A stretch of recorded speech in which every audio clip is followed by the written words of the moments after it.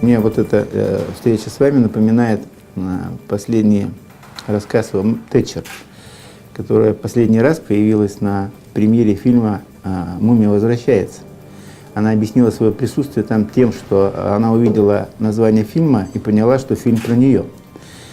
Вот. И поэтому я надеюсь, что аналогий с Тэтчер никаких не будет. Сделала много, как его содержать. Ну, думайте, там треснуло, тут поплыло. Кто вот нормальным взглядом скажет, что это некрасиво?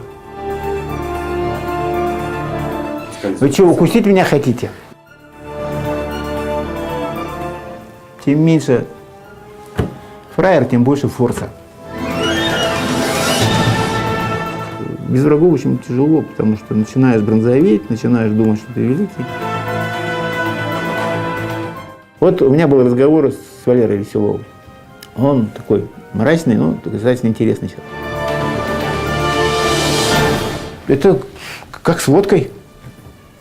Сколько ее не поднимай, а потребность у российского народа есть, ее покупает. Я прихожу в магазин, мне говорят: Сергей Михайлович, вы это мясо не берите, оно уже заветрилось. Вот это уважение.